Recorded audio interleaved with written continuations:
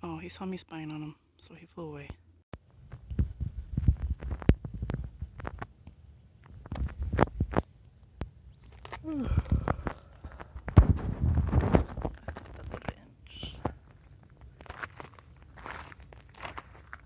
Hey, I don't know if you can see.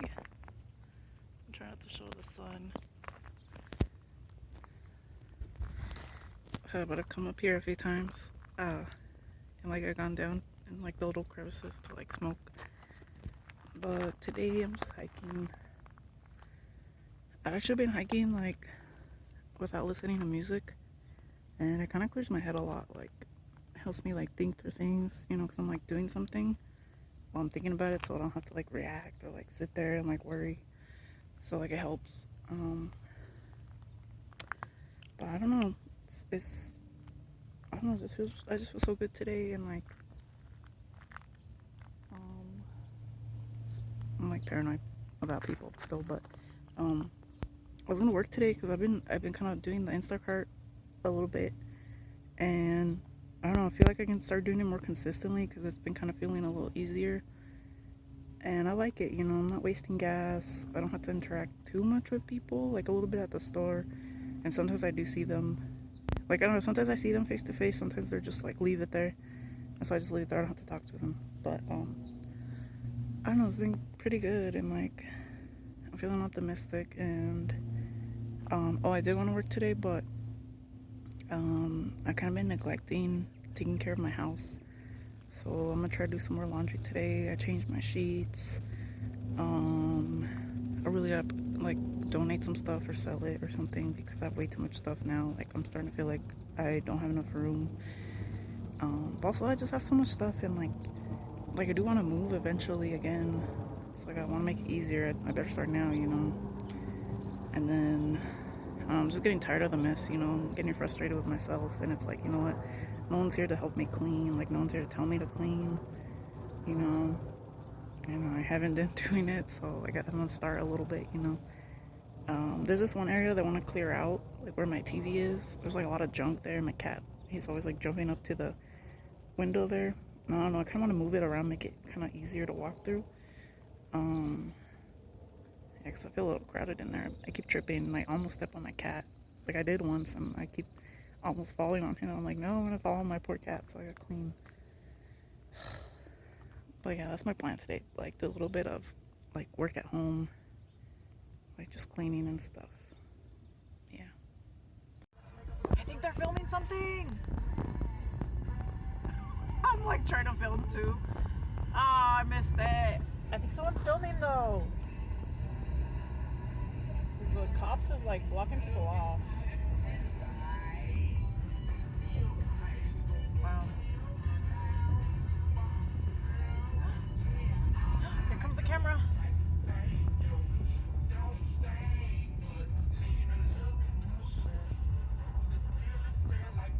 Is that the camera? You see the camera? It's filming. Ooh.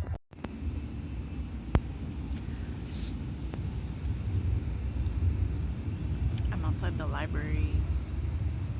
Can't really see through the windows, but I'm at the park behind Bird and Bar. It's called Margaret T. Hance Park.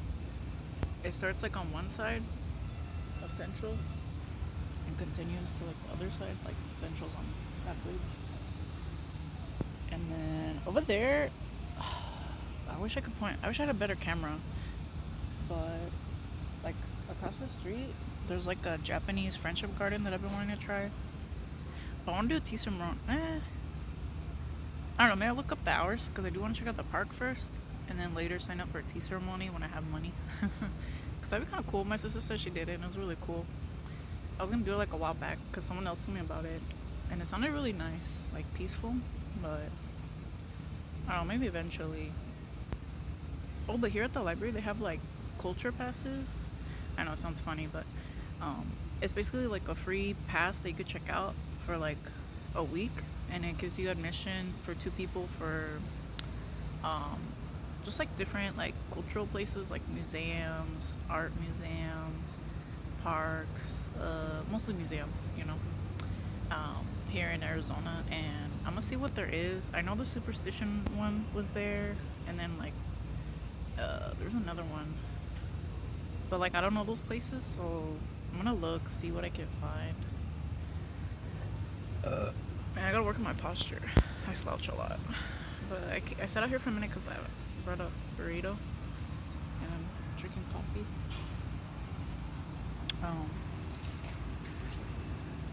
I spelled my name wrong, but this drink is called the Phoenix, and it's at the, what is it? Fair Trade. What does it say? Ready? Okay. What? Steady Bean Grinding? Oh, I don't know. It's from this place called Fair Trade Cafe, and it's like across the street over there too. And then there's a hotel right there too. It's like super expensive. I remember I looked up the prices one time. It was like $150 a night, but it's like a tiny hotel. So I'm like, eh. It's like a little boutique hotel. It looks cute. There's like a giant ear in like the front, I think. I don't remember, but yeah, I'm gonna eat my food, and then I returned some stuff. I'm gonna get more CDs because I've been getting CDs to listen to in the car. Since my phone, I don't use my phone for music because my aux cord broke. Well, not the aux cord, the jack on my phone broke. So like, and I don't have Bluetooth, so I have to buy a device. But I'm kind of like doing surveys and saving up money to get like an Amazon gift card and then buy a device online. So I'm still like saving on my gift cards for that. But I think once that's figured out and I clean my car, or I finally get like this other car my dad's been telling me he's been fixing, I'll probably start doing Uber again, like at least on the weekends, or just other things, you know.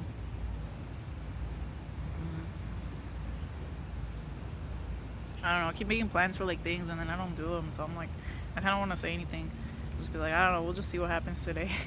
Because like, I don't know, I'm still very like blah, you know.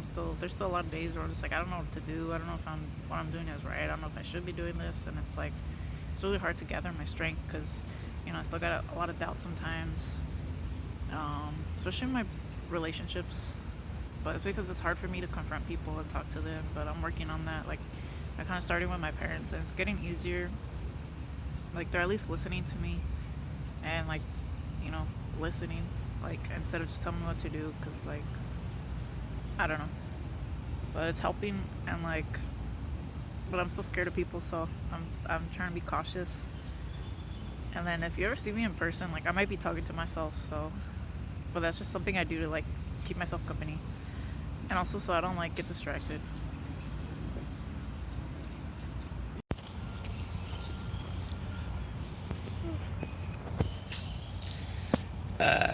Excuse me.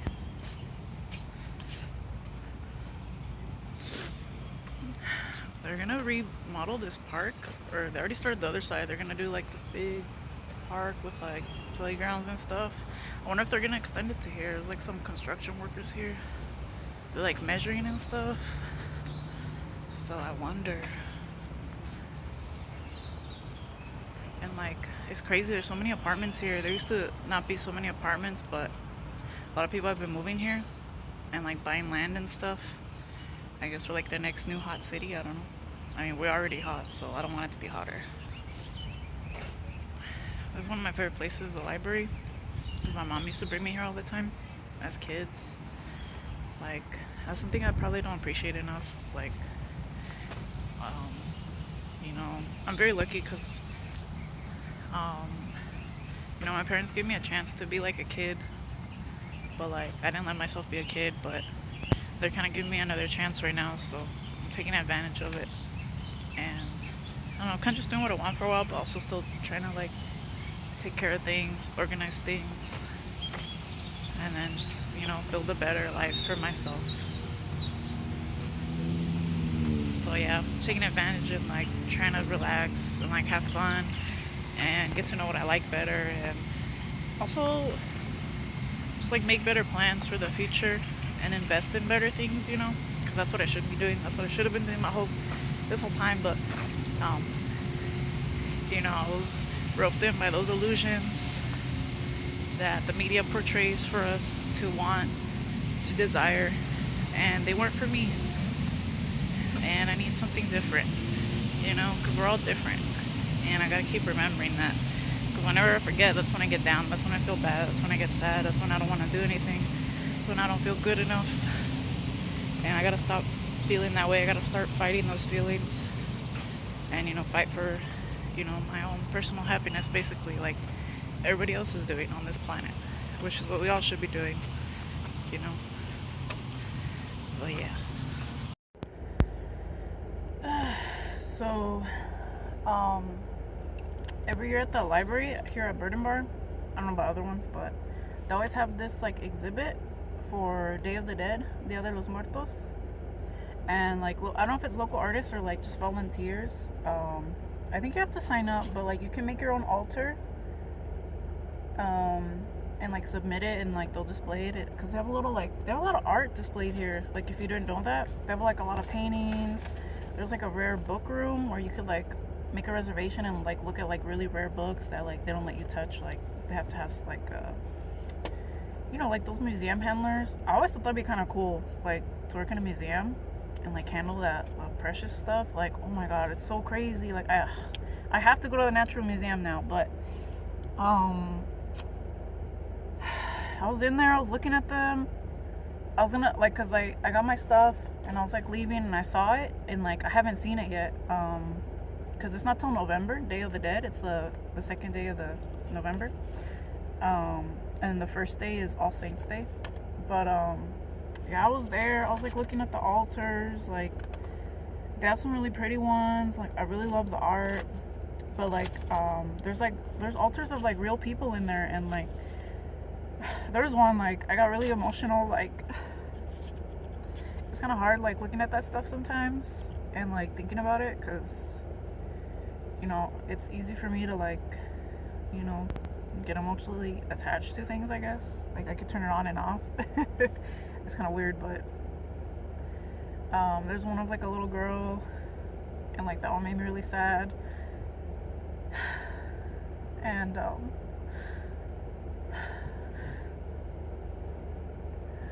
there was one in there, it was like of a young man, and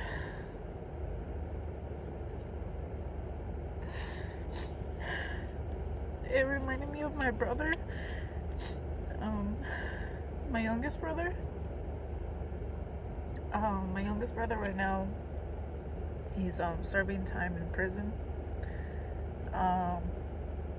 and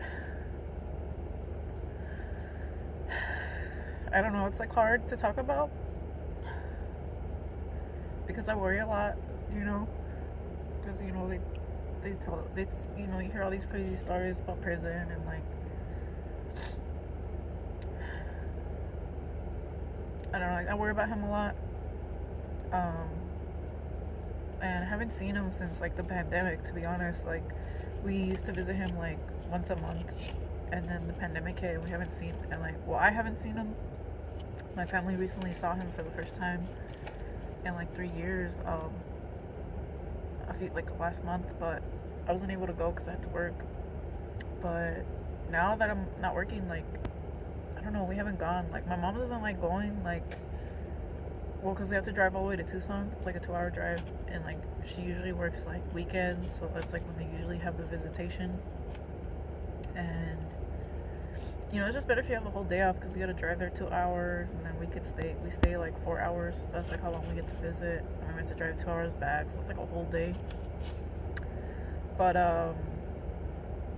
yeah, like yesterday was, I haven't talked to him in so long either, because I think recently he lost his like privileges, his phone privileges.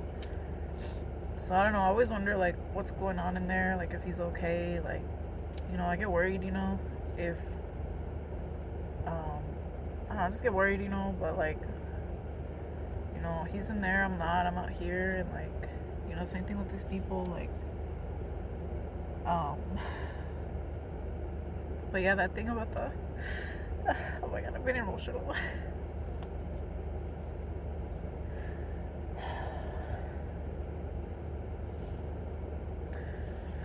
But like, yeah, like I don't know, recently I've been like seeing like how I've been taking my life for granted, you know.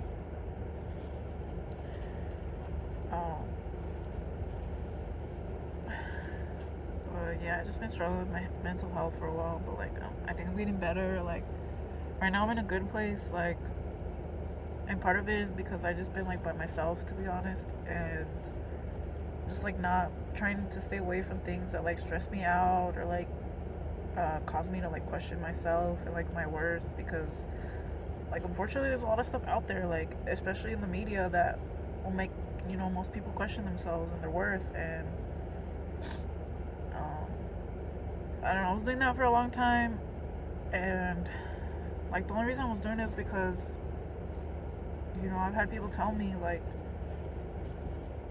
um, I don't know, I just had people tell me that like they just don't like me, and like try to make me feel bad for like being myself, for being me, for having the life I have. Like, some of us, I mean, I'm not saying this as like, I don't know, it's like people sometimes will see like what you have, or like look at you like from the outside and not really know what's going on the inside. And they might have like ideas about you, and like they'll tell you, but they don't have to be true. And like, I don't know, I forgot about that for a long time.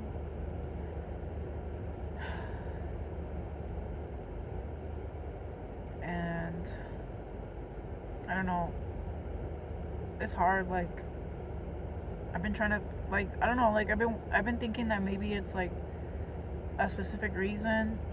Like, that's how people think sometimes. Like, there has to be a specific reason, right?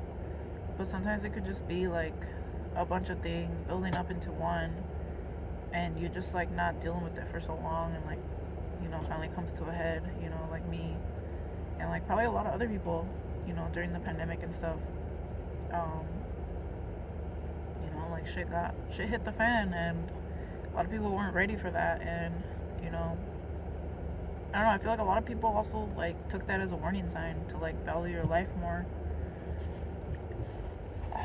Man. But like I said earlier, I'm trying so hard not to like let myself get down and like like beat myself up, because there's always gonna be people doing that for me. There's always gonna be people out there like telling me that I'm wrong, that I'm bad, that this isn't right, that I'm doing this wrong, that I should have done this, that I'm wasting my life. But it's my life. I get to choose what I do with it. you know and for a while I kind of didn't want to do anything, and for a while I wasn't letting myself do anything. But then I don't know, I started feeling guilty. I started thinking that I don't know, I just started feeling like I didn't deserve to like just give myself a break. So I didn't let myself get a break. But I don't know, I think I really need a break still. So I'm still giving myself time and everything to feel better. And I'm very lucky that I have this opportunity. I know a lot of people do not, you know but they shouldn't have to like and that's like another thing that bothers me. Like, I don't know, people shouldn't have to like be forced to work and like neglect their health, neglect their families, neglect the things that they really love and care about just so they could survive. Like, that shit is fucked up, and I'm tired of it. And I don't know, like, we gotta stop blaming each other. I feel like, I don't know, people want to find something to blame, and like sometimes it's easy, and sometimes it can like relieve your pain for like a second. But sometimes that doesn't, like, blaming, you can blame all you want, but it doesn't change your reality. You gotta change it yourself sometimes, unfortunately, or at least help other people change it too. I don't know. I still don't know where I stand. Like, if I'm supposed to be helping, what I'm supposed to be doing. Like, all I can really do is just focus on myself and try to be a good person myself, and try not to like cause more harm myself, like, in this world. And I try to be really self-conscious about that. Obviously, I still make a lot of mistakes. I still mess up a lot. But like, I can't be holding myself back anymore. And I feel like other people need to realize this too. Like, if you mess up, it doesn't make you like a bad person. Like, it doesn't mean like everything has to be done, or like taken away from you. Like, it's just a warning to like reflect and like, you know, like just ask yourself, like, are you really doing what you want to do? Like, is this really what you want to do? Is this really how you want to live your life? Like, you know, how can you change or make adjustments to, you know, make it better? You know, I don't know. I'm just out here trying to figure things out still, like we all are. But I don't know. I do want people to know, like, there's always a better way, or there's always a different way that works better for you. And sometimes we want to do what we've seen done before, what we think is going to work, because, you know, that's the established pattern, the established method. But also, we got to keep in mind that everybody's different. You know, not one size fits all. Like not really.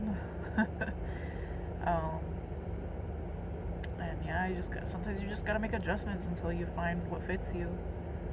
And that's what I'm trying to do right now. And you know, it's hard because for so long I would put other people's needs before mine.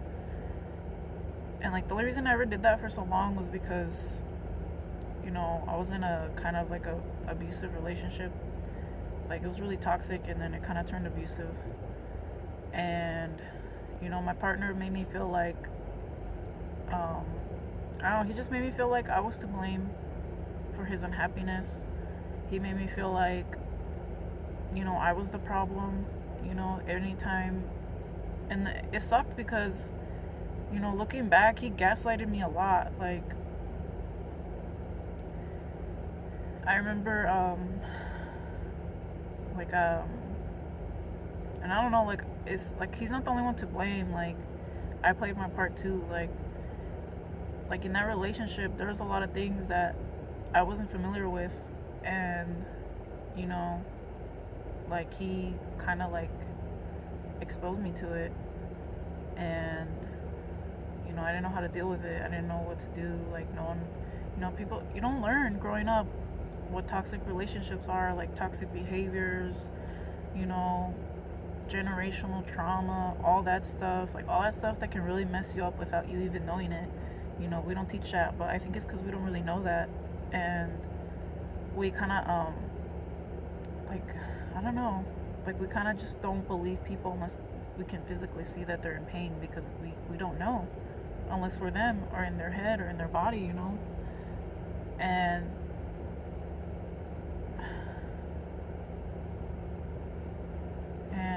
it sucks because I feel like if you're not,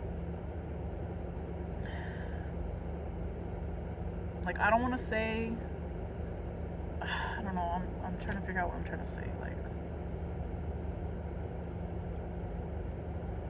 I guess I can only speak from my experience, but me personally, you know, I was born to two immigrant parents. You know, my parents weren't born here in the United States. So, like, they met here, they got married here, they had kids, and, like, you know, they didn't know each other before that. They didn't meet each other. Like, they're from different states. And they were both in this new country that, you know, they didn't really know. Like, my mom had family here, so she did have support. But I think my dad was here all by himself. So, like, looking back, like, I don't know, like, I have so many questions about my parents, you know, and them growing up, and like how they feel, and like, you know, like they're still together. You know, they almost broke up in 2020 because of addiction issues, but you know, they worked it out, and I honestly feel like they're doing better now.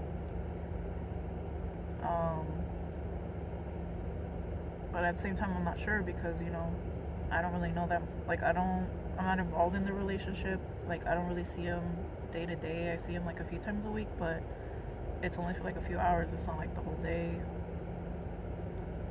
And I don't know, I would say my parents are pretty new age. Like, I don't think they were always new age. They're still really, really traditional, like in their values, but their beliefs are kind of new age, I would say. And mine have kind of always been like that too. But because my family is so traditional, I still clung on to those traditional values too. Um, but I'm starting to see how, like, how families can use loyalty as, like, a weapon, and to, like, make you feel guilty for not, contributing to the family. And, like, I don't think my family has personally done this, but I've met a lot of people who, they come from families like that. Like, they value family over everything, even if their family's hurting them. And, my ex was one of those people. Like, he suffered a lot in his childhood. His parents were addicts, and some of his family members too. It was just like generational trauma, like passed down over and over again. And,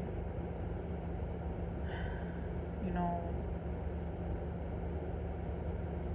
like, when I was dating my ex, he was already 18. He graduated high school, and his parents were already seniors. They're retired, and they weren't like, and they were still pretty dysfunctional, but it wasn't like every day, like in his life. So when I was dating my ex, I thought he was kind of just like me. Like, he just lived at home with his family, and like, I didn't know, like, all the stuff that he went through until I started dating him and getting to know him more. And, like, hearing some of the stuff he would tell me that happened to him as a child, or his cousins, or just anybody in his family, like, it was depressing. It was scary. I was like, how could you still be here? Like, how are you still here? Like, these people are dangerous. Like, even if they do love you, even if they do show you that they care, like, if they're gonna react the way they do, like, every single time to, like, what you really want and need, like, that's not healthy for you in the long run. Like, you're gonna hate yourself. You're gonna, like, you're just gonna want to do, like, I don't know, it's just really bad. Like, and I don't know, I really wanted to get him away from that family. Like, I kind of stayed with him for a long ass time because I wanted to help him, like, see, like, that, he could get out, and, like, he could still love them, but maybe from a distance, because every day was not healthy for him. Like,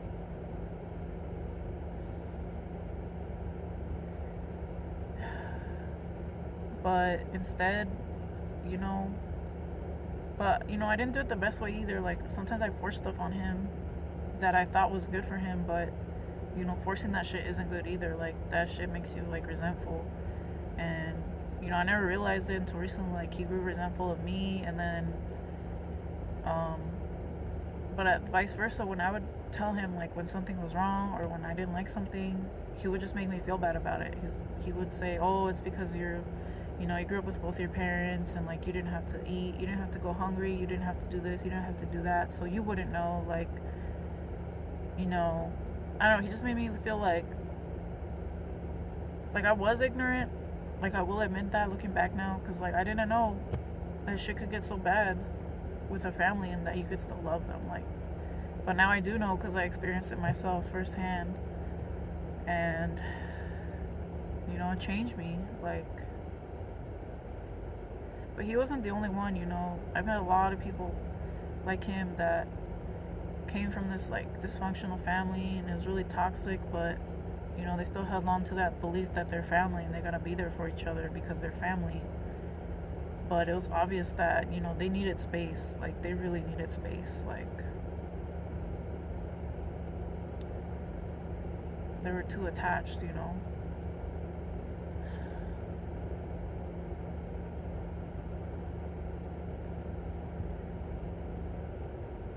But through all this, like,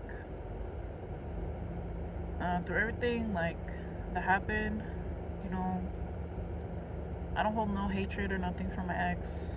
Like, I understand that our relationship played out the way it did because of our backgrounds, because of our families, and because we're just both really young, and we had different expectations, for how the relationship was going to go, for how we were going to react to each other, how life was going to turn out for us. I don't know. I don't know. Sometimes I still blame myself sometimes. I still feel like I could have done more. Like, I could have said more. Like maybe I could have been more patient. But back then, I didn't know. I didn't know what depression looked like. I didn't know that childhood trauma could come in like all different forms, not just like the super like, physical abuse, but emotional, verbal, psychological, you know. Like one of the ways a lot of people don't realize is abuse is withholding affection. And that's like, not really like that's just like basically not being affectionate to somebody that you love, not telling them you love them, not showing them you love them.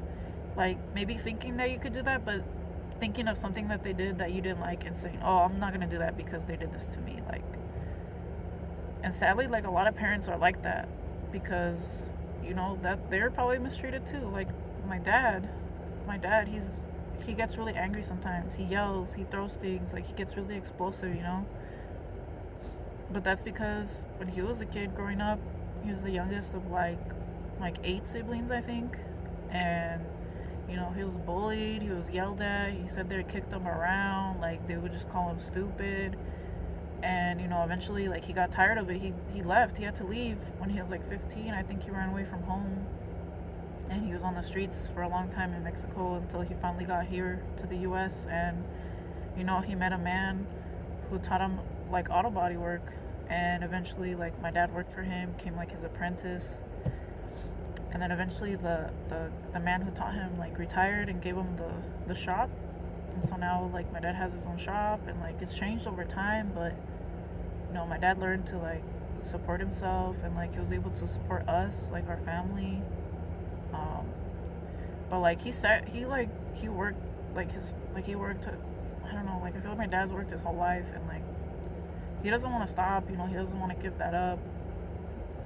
But like he's getting old. He can't take care of us forever. And I get scared a lot.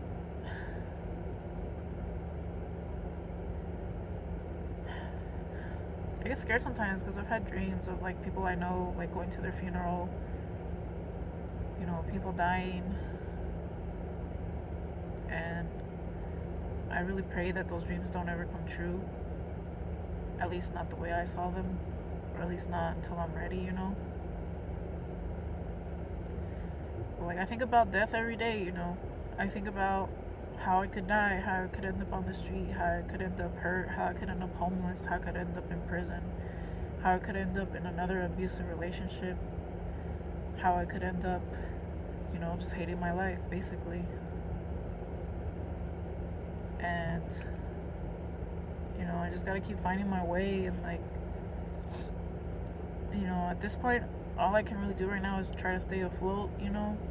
Try not to let myself sink too far, or like let other people sink me with them. And it's hard. It's so hard. Well, at least for someone like me who gets emotionally attached to people, because I can see, I see everybody as human, or at least I try to, if they're not like putting me in danger or anything like that. But even then, I can still see that they're human. Monsters aren't just created, they're bred, they're grown.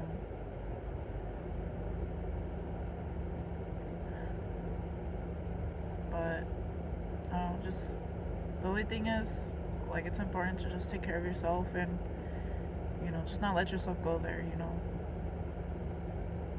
Even though it hurts leaving people behind, sometimes it's the best thing you can do. And just live your life.